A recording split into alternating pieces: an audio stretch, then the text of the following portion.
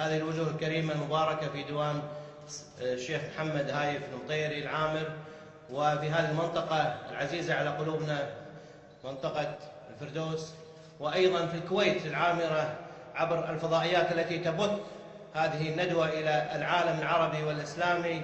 فتحية لمجاهدي ولشعب سوريا العزيز الأبي الذي نشعر بالفخر ونشعر يعني المواطن العربي الآن والمواطن المسلم يشعر بالفخر أنه الآن عربي، ويعتز أنه الآن يواجه الظلم ويواجه القهر. للأسف هذه لو ربع الرصاص الذي انهمر على الشعب السوري ربعه وجه إلى الجولان لتحررت الجولان، ولكن هذا النظام أبى ألا أن يوجه ذخائره وأسلحته إلى شعبه، إلى الشعب السوري الصامد. فتحية للشعب السوري في مناطق سوريا العزيزة التي حقيقة بعضها أول مرة نسمع فيه، وهذه فرصة. كما اليوم نسمع عن بطولات مناطق في ليبيا، منطقة اللي اسمها اليوم مصراطة مثلا، صمود شعب مصراطة. الآن نسمع عن بطولات للشعب السوري في بنياس وفي دومة وفي المعظمية وفي غيرها من المدن السورية، فضلا عن طبعا مدن معروفة مثل حمص وحماه ودرعا. طبعا درعا أنا سبق كتبت مقال قبل شهر أول ما بدأت الأحداث في درعا أن درعا هي القصرين التونسية وبني غازي الليبية. درعا هي التي ستقود الثورة الليبية ضد ولإسقاط النظام بإذن الله من درعا، من أحرار درعا، من شعب درعا الذي هو معظم قبائل عربية قدمت من الجزيرة العربية. لكن السؤال أين حلب؟ وأكرر أين شعب حلب؟ وأين رجال حلب؟ لماذا تخرج مظاهرات بسيطة من حلب؟ دمشق على الأقل ضواحي دمشق معظمية وغيرها في مظاهرات، لكن حلب نريد شباب وشعب حلب أن يخرج وأن يعني تلتقي جميع أطراف سوريا. الشام هو أرض المحشر والمنشر، هو أرض الرباط. الشام مبارك. الأتراك يسمونها الشام شريف، لأن هذه المنطقة شريفة ومباركة. الشام الشريف، نعم الشام شريف، لكن دنس عن طريق هذه الزمرة البعثية، دنس الشام بهذا الحكم الدكتاتوري بالعناصر الاستخباراتية. كل مواطن عربي إذا دخل سوريا يرجف عند الحدود، يهينونه عند الحدود كأنه متهم المواطن العربي إذا دخل الحدود. والشعب السوري إذا سافر سوريا يعني استخبارات وملاحقات له. ذلوا العالم خلال 50 سنة من حكم البعث. طبعا حكم البعث تطور من حكم الحزب الواحد إلى حكم العائلة الواحدة، عائلة الأسد. اليوم بشار أخوه ماهر وغيرهم هم اللي يحكمون الآن. حكم الأسرة مثل ما كان في عهد مبارك وعهد بن علي وعهد القذافي وعهد علي صالح. حكم الأسرة هو اللي يتحكم. هذا رئيس كتائب وهذا رئيس الجيش وهذا رئيس الجهات الفرع الأمني، وهكذا أسر تتحكم برقاب الأمة وتسلب أموال الشعب وتذيقه الأمرين. الدور الإيراني واضح في دعم هذا النظام.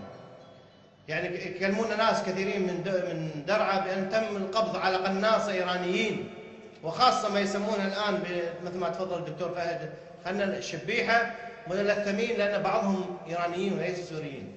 قناصة جابوهم مرتزقة من إيران للدفاع ولقهر الشعب السوري. أنا أتساءل لماذا الأنظمة الخليجية تدير الظهر لهذه الثورة؟ هذه الثورة بالإضافة أنها حق ومستحقة، ومنذ الثورة الأولى ثورة تونس ومصر ونحن نرقب إلى سوريا وننتظر الثورة في سوريا، لأن الشعب السوري هو أولى حتى من الشعب المصري بالثورة. مهما كان مصر فيه هامش حرية، فيه هامش من يعني المجال العمل والحركة السياسية والحزبية وإصدار الصحف والكلام والحديث.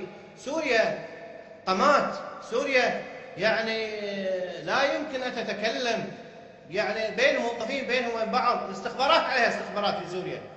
قمع في سوريا، أولى الشعب الثورة الشعب السوري، لكن كيف لأنه يتحرك إلا أن تنطلق شرارة مثل ما تفضل الدكتور فهد. الشرارة كانت من مدرسة في درعا عندما تعسف النظام ضد طلبة كتبوا الشعب يريد إسقاط النظام، فتم التنكيل بالطلبة، وبعدين حصل المقتلة اللي حصلت في درعا، ومن درعا انتقلت الثورة المباركة بإذن الله.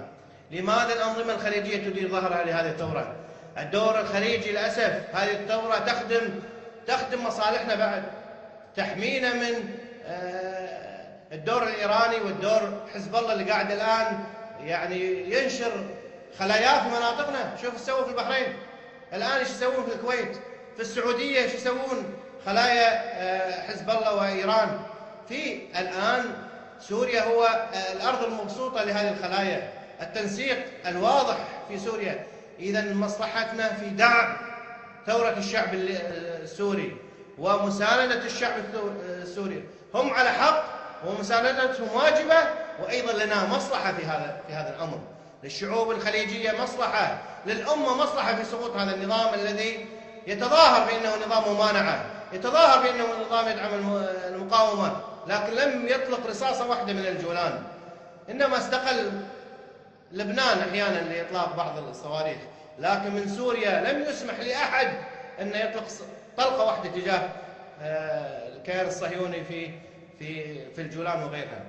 إذن هذا النظام يتظاهر بأنه ممانع وأنه مقاوم، وهو نظام خانع ونظام يحمي إسرائيل أو حدود إسرائيل أو حدود فلسطين المحتلة. إذن نحن نطالب بدعم ثورة الشعب السوري، أبطال الشعب السوري. والبعض كان يظن في بشار الأسد الظن الحسن، إنه والله يعني بشار غير عن النظام، بشار كلامه طيب، بشار زين، بشار وين بشار زين؟ علمونا شلون بشار زين وهو يرى بل ويأمر بقتل شعبه. هو كما قال الشيخ عدنان عرعور، إما أنه كذاب ومخادع فيما يقوله، وإما أنه ضعيف وخوار، وكلاهما لا يصلح. فإن كان الكلام المعسول اللي يقوله والله أنا أحب الشعب وأدعم الشعب وراح يعني أترحم على الشهداء وغيره من الكلام، وراح أسوي إصلاحات وإلغاء نظام الطوارئ، وبعدين 100 شهيد في ثاني يوم، واليوم 50 أو 60 شهيد، ما في شك بأن هذا النظام متلاعب. وبشار يشبه سيف الإسلام، كلاهما يقول الكلام المعسول وأن سيكون هناك غد جميل، وليبيا الغد كما يسميها، وليبيا الديمقراطية وليبيا الحرية. وبشار أيضا يعد بكلام حلو وتقعد معاه تقول ما شاء الله، لكن عندما حانت ساعة الجد انكشف القناع عن هذا عن وجهيهما القبيح، وجه بشار وجه سيف الإسلام. فكان بشار وسيف الإسلام كوالديهما، بل هما أسوأ وأشد تنكيلا، فكلاهم لا فرق بين بشار ووالده في التنكيل بالشعب السوري، ولا بين سيف الإسلام ووالده في التنكيل، القذافي في التنكيل بالشعب الليبي. كلاهما بانت حقيقته عندما اهتز الكرسي من تحته. فلذلك ندعو إلى مساندة ثورة الشعب الليبي، وندعو الشعب الليبي إلى الصمود، وأن الحرية لها ثمن، وأنتم أجدر يا شعب سوري أجدر بدفع هذا الثمن. لا يوجد أعظم من الشعب السوري، شعب حضارة. ودمشق هي أقدم مدينة في التاريخ، دمشق أعرق مدن التاريخ والعالم، دمشق وسوريا. ندعوكم إلى الصمود. سوريا فيها خيرات، فيها بحر وفيها نهر وفيها زراعة وفيها آثار وسياحة، فيها نفط أيضا وغاز، وفيها مواد يعني خامات، وفيها فوسفات وغيرها من المعادن، فيها كل الخير. لكن للأسف بسبب ظلم الشعب تجد معظم السوريين يهاجرون برا العمل، بينما هم يعني بإذن الله إن سقط النظام هذا سيعود كل الشعب السوري المهاجر للعمل داخل سوريا، وسيجون فرص عمل، وستتحول سوريا بلد ليس طارد للعمالة بل جاذب للعمالة بإذن الله. لكن يجب أن يسقط هذا النظام الجائر، يجب على الشعب السوري أن يصمد كما يقولون إنما النصر صبر ساعة. اصبروا يا شعب سوريا، اصبروا هو يريد أن يركعكم ويخضعكم بالقتل. اصبروا، واجهوه وأسقطوه. ترى هذا النظام ضعيف، نظام سيزول أكثر من النظام المصري كيف زال، والآن نظام الليبي قريبا أن يسقط. إذن لا تهابوا من رصاص هذا النظام الغادر، وعليكم بالصبر والصمود، وبإذن الله سنأتي إلى دمشق لنحتفل بانتصار ثورة الشعب السوري. والسلام عليكم ورحمة الله وبركاته.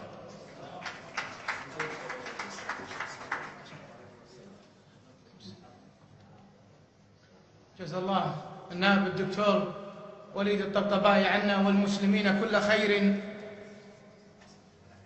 عاتب الدكتور وليد الطبطبائي أهل حلب، ونذكر أهلنا في حلب عن مجزرة المشارقة.